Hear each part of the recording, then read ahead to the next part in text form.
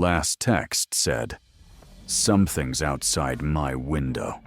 Imagine getting a late-night text from someone you love. "Something's outside my window." That was the last message she ever sent. Minutes later, her phone went dark. No witnesses, no goodbye, no answers. Tonight, we retrace every step of what happened in the final hour, and what might have been waiting in the dark. Who she was. She was 22, living alone in a modest second-floor apartment on the quiet edge of town. She worked evenings, came home around 10 p.m., and kept a small routine. Shower, tea, a few messages with friends, lights out by midnight. It was a Tuesday. The street was empty, rain tapping against the glass, the kind of night that swallows sound. At 11:43 p.m., she messaged her closest friend. It started like any other chat. Jokes, weekend plans. Then the tone changed. The first signs, 11:57 p.m. "I think someone's outside the building." Her friend replied instantly, "A neighbor?" 11:58 p.m. "No, footsteps, slow, stopping, starting again." She muted the TV, listening. The building's corridor light flickered once, then steadied. 12:01 a.m. "It's at the front door now. I hear breathing." Her friend tried to call. No answer. A text came back instead. 12:03 a.m. "It's moving. I think it's under my window." The last messages.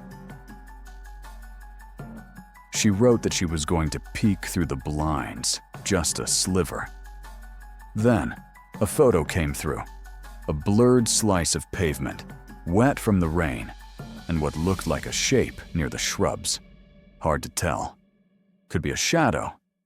Could be someone crouching. 12:06 a.m. "It's closer." Her friend typed, "Lock your door. Call 911. 12:07 a.m. "Door is locked. I don't want to make noise." Another photo followed. Darker, grainier. A faint reflection on the glass. A hint of movement at the edge of frame. 12:08 a.m. "Something's outside my window." Nothing else ever arrived. The scene. When police entered the apartment the next morning, there were no signs of a struggle. The front door was still locked from the inside. The living room was tidy. A mug of half-finished tea had cooled on the coffee table. In the bedroom, the blinds slightly bent, where 2 fingers might have pried them open. On the outside sill, faint streaks that might have been mud, or something else washed thin by the rain. Her phone was found on the floor beside the bed, screen cracked on one corner, as if it had slipped from a hand. No fingerprints on the glass that weren't hers. No muddy footprints inside. But on the exterior wall beneath the window, a series of scuffed marks, vertical, uneven, as if something had been trying to pull itself up, or someone had tried to climb down. The cameras. The building's front camera was old, low resolution, and faulty in the rain. Still, at 11:55 p.m., a figure appears at the far edge of the frame, medium build, hood up, pauses by the gate, then vanishes along the side of the building, toward the windows.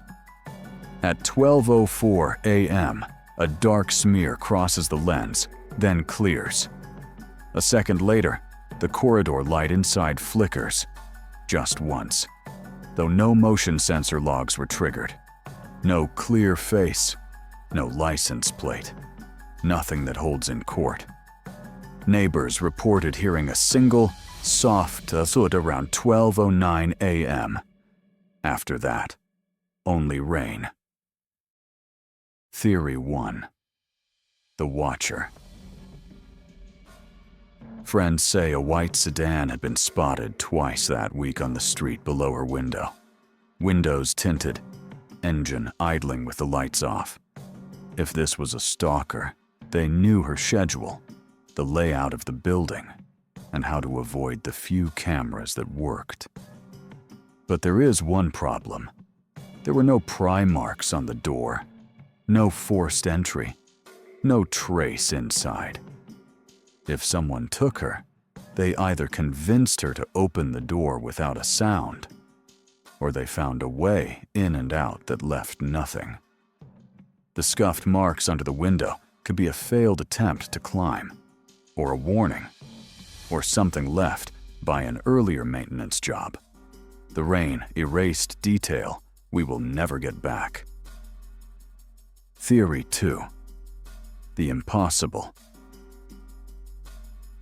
There's another thread, the one people do not like to pull. In the second photo she sent, the reflection on the glass reads wrong. The angle suggests a shape standing too close to the pane, closer than someone outside could be without pressing their face to it. And the breathing she texted about? The friend swears they heard it too, faintly, over the aborted call at 12:01 a.m., like air moving through a narrow space, not quite human. Of course, there are rational explanations. Compression artifacts in low light, audio pareidolia, nerves turning shadows into figures, and hums into voices. But the building's electrical logs show a micro outage at 12:04 a.m., the same moment the corridor light flickered and the camera smeared. Electrical disturbances, distorted reflections, breathing with no one there. If you are looking for a pattern, this is where people start talking about the other possibility. The Vanish. By 12:15 a.m., her phone stopped broadcasting any signal. No pings, no location data. There were no ride shares ordered, no search history suggesting a sudden trip, no signs of packing. The last true footprint of her existence is that line on a screen. Something's outside my window. Everything after is void. What remains? A friend keeps the apartment key on a chain, worn smooth from worry. The family leaves the porch light on every night, just in case. People move on because they have to, but the window remains. If you stand on the sidewalk below on a rainy night, the glass becomes a mirror. You can see yourself, small and alone, staring back. And for a second, if the wind hits right, you might swear you hear someone breathing on the other side. What do you think was outside her window that night? A patient predator who knew every blind spot? Or something we do not have a name for? Tell me your theory in the comments. If you want more true mysteries and chilling disappearances, like this video, and subscribe to DarkFiles. It helps more than you know.